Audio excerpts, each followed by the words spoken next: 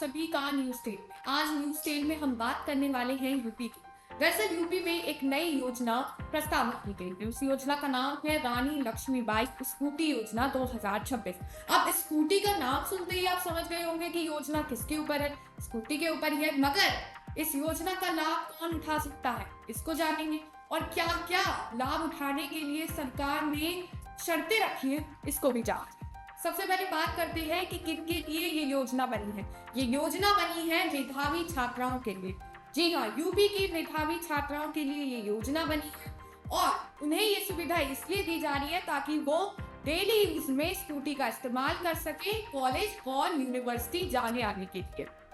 अब आपने सुन लिया कि किस लिए ये योजना तैयार की गई है। कुल 400 करोड़ का बजट इस योजना के लिए तैयार किया गया है, मगर कुछ शर्तें सरकार ने रखी है। अगर छात्रा उन शर्तों पर खरी उतरती है तो फिर वो इस योजना से दूर नहीं है।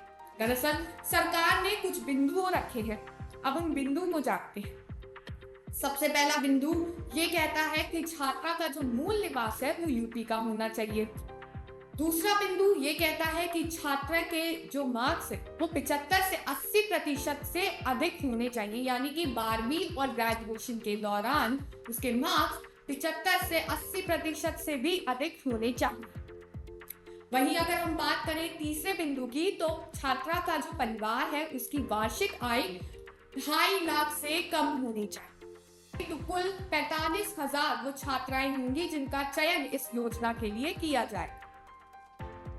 अब छात्राएं अगर इन सारे बिंदुओं पर खरी उतरती है तो फिर उसके बाद उन्हें कुछ दस्तावेज सरकार को देने, आधार कार्ड की फोटोकॉपी, बैंक की पासबुक की फोटोकॉपी, स्टूडेंट आईडी यानी कि जो कॉलेज आईडी उनकी बनी होगी वो उन्हें देनी है, और रेसिडेंट सर्टिफिकेट। इसके साथ साथ कई और दस्तावेज सरकार ने जोड़े हैं जो छात्राओं को देने होंगे।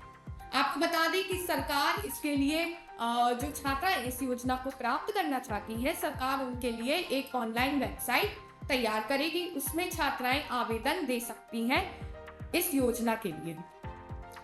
लेकिन ये योजना सिर्फ यूपी में लागू है, तो पूरे देश का क्या पूरे देश में छात्राएं नहीं है? क्या पूरे देश में छात्राओं को इस सुविधा की जरूरत नहीं है? यूपी का ये जो कदम रखा गया है, क्या इससे पूरे देश में बदलाव आ सकता है? आप भी बताइए। कमेंट बॉक्स में अपनी राय हमें जरूर शेयर कीजिए।